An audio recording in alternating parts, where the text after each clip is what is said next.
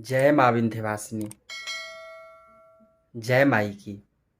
प्रिय महानुभाव, मैं ज्योतिर्विद आशुतोष पांडे आज आपके सामने उपस्थित हुआ हूँ 12 ज्योतिर्लिंग में एक त्र्यंबकेश्वर नाथ महादेव के विषय में चर्चा करने के लिए। इसलिए खूब भक्ति भाव के साथ श्री त्र्यंबकेश्वर भगवान के चरणों में प्रणाम करते हुए उनका स्मरण करेंगे। ओम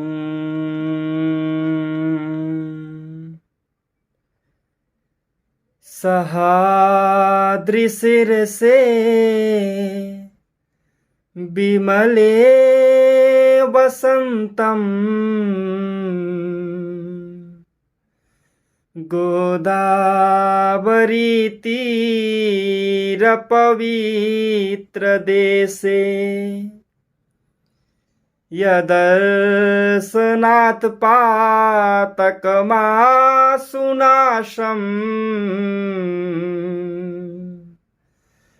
प्रयाति तं त्र्यम्बकमीशमीडे प्रयाति तं त्र्यम्बकमीशमीडे। प्रिय महानुभाव, महाराष्ट्र के नासिक क्षेत्र के त्र्यंबक गांव में स्थित बाबा का ये ज्योतिर्लिंग 12 ज्योतिर्लिंग में एक माना जाता है। ये माना जाता है कि इस ज्योतिर्लिंग के दर्शन मात्र से ही काल सर्प दोष का निवारण हो जाता है। इसलिए जिस भी जातक की कुंडली में काल सर्प दोष विद्यमान होता है, वो बाबा त्र्यंबकेश्वर नाथ का दर्शन पूजन और अर्चन करके इस दोष से मुक्ति प्राप्त कर लेता है। प्रिय महानुभाव, इस 12 ज्योतिर्लिंग की सबसे बड़ी विशेषता ये है कि इस ज्योतिर्लिंग में भगवान ब्रह्मा, विष्णु और महेश यानी कि त्रिदेव एक साथ निवास करते हैं। वैसे तो ये कहा भी जाता है, ये हमारे यहाँ जो आरती प्रचलित है उसमें एक लाइन है, ब्रह्मा विष्णु सदाशिव जानत अविवेका प्रणवाक्षर के मध्य ये तीनों एका। यानी कि जो अविवेकी हैं, जो अज्ञानी हैं, जो भ्रमित रहने वाले हैं, वे जानते हैं कि ये ब्रह्मा हैं, ये विष्णु हैं, ये महेश हैं। यानी कि तीनों अलग अलग हैं, पर वास्तविक में तीनों तो एक ही हैं। जिस प्रकार से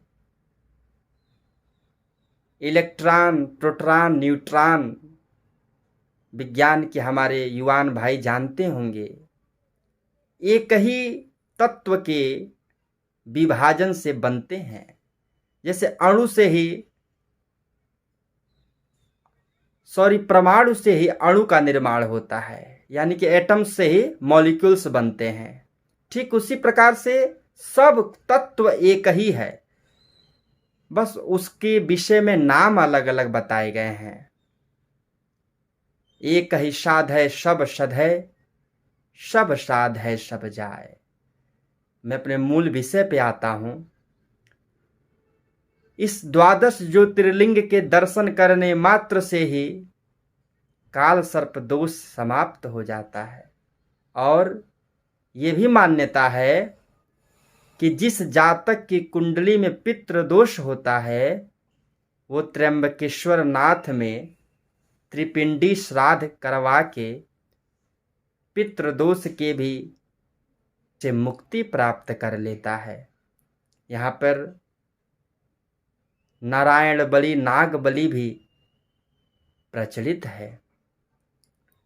त्र्यंबकेश्वर नाथ मंदिर के विषय में पौराणिक कथा आती है।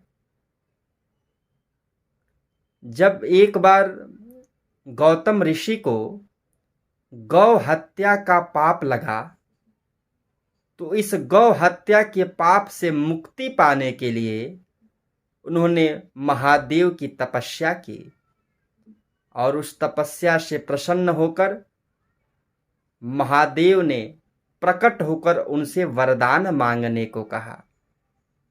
तब गौतम ऋषि ने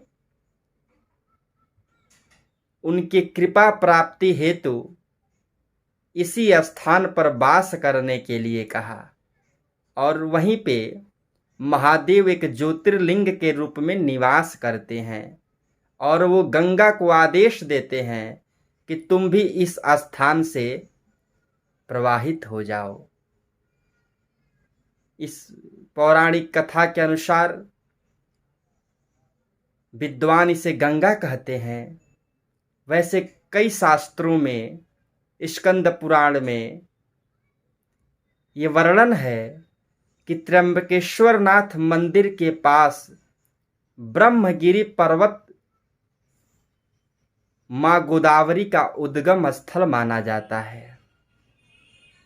इसी ब्रह्मगिरि पर्वत के ऊपर चढ़ने पे राम कुंड और लक्ष्मण कुंड का दर्शन होता है और इस ब्रह्मगिरि के शिखर पर जब आप जाएंगे तो वहां पे गोमुख से गोदावरी का दर्शन होता है। त्र्यंबकेश्वर नाथ मंदिर में दर्शन करने से पूर्व श्रद्धालुओं को कुशावर्त कुंड में स्नान करने का विधान है।